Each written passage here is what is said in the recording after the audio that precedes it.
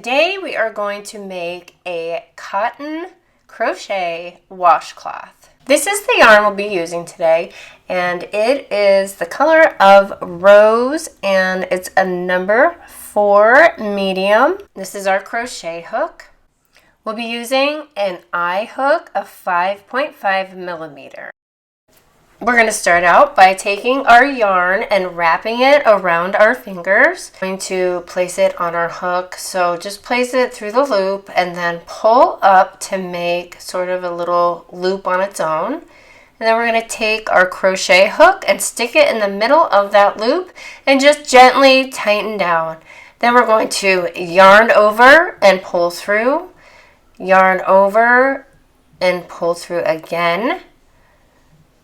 One thing I do want to say about this yarn, I found it pretty difficult to work with. I'm not sure if it's because it's the natural yarn or I'm not exactly sure. I don't normally have trouble with cotton yarn.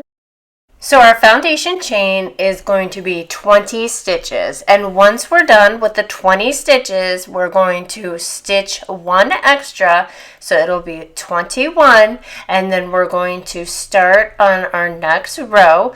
So we're going to work into the second stitch on the chain. So right where I'm pointing with my thumb, and I'm going to take my crochet needle and trying to get it as close as I can so you can see. So it's the second chain on the hook, and going to go ahead and insert your needle, yarn over, pull through, yarn over, pull through both loops. So this starts our second row, and you will do that same process after each row. So once you get to the end of the row, you'll chain one, turn your project like a book, and start your next row. You can make your washcloth as big or small as you desire. It doesn't really matter. There's no real right or wrong way to do it or rows to follow. If you like a bigger washcloth, then you would put more rows. Or making a washcloth for a little child, you wouldn't need as many rows. It's all on your preference.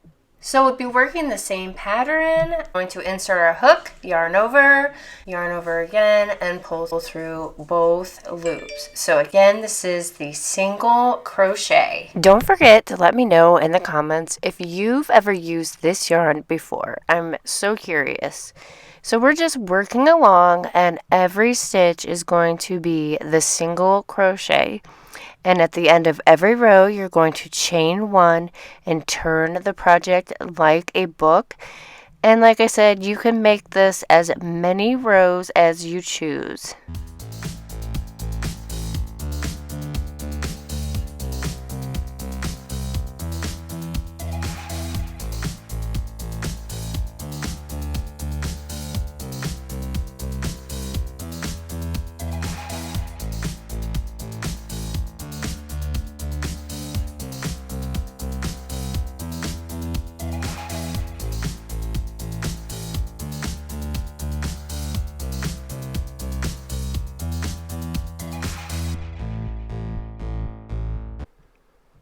We're getting close to the end of the project, so I'm going to show you how to bind this off. So this is our last stitch right on the corner here. So we're going to insert our hook, yarn over, pull through. Then we're going to yarn over again and pull through both loops. See, you can see that I'm struggling with my hook. So we are done with our 26 rows, and I really like the way it looks, so I'm going to show you now the next step. We're going to take that working yarn and give it a cut, and watch not to cut your hands. And then we're going to yarn over and pull that through all the way. So again, it's cut, so we're going to pull that through as though we're working a stitch, and then just pull on that stitch, and that's going to create a knot. Now don't pull it too tight. As you can see, it's a little pointed, and you want to avoid that, but we're going to fix that. So now we're going to take our darning needle, and then we're going to thread the needle, and we're actually going to work this into our project. So once your darning needle has the thread on it, we're going to just work your way throughout just to weave that loose end into the project. And I always say you just want to do the best you can. You don't want to bunch it up too much because then you're going to have a really pointy corner, but just weave it in a few times, in and out. Make sure it's secure. That's the most important part. This is actually, I hate this. So just in all honesty, it's my worst. I don't like weaving it in. I always feel like I don't know. Do you feel that way? Anyway, so I'm just working along, and you'll want to do this for both the beginning and end of the project. So where your initial start of the project was, and I will show you here in a second. And that's really going to do it. This is the last part of the stitch. You can really go overboard if you're not careful. So I'm going to go ahead and cut this off now. I'm satisfied, and I'm going to show you the other side. You basically do the same exact thing. Let's just see, you can't really tell, and it matches up, and that's what you want. It is a project, and not everything's going to be perfect, but just do the best you can and don't put too many expectations on yourself. So here I am, just doing the same thing to the other side.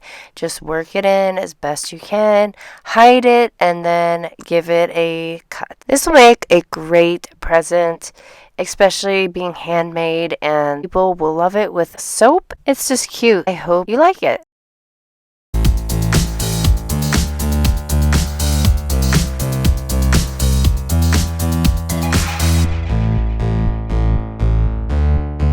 I'm trying not to be as neurotic on this side as I was the first side, so I'm going to wrap it up here. So again, give this a cut. Please let me know if you make it and how it goes, and I appreciate you watching. As always, I will see you in the next video. If you have any questions, just leave them below.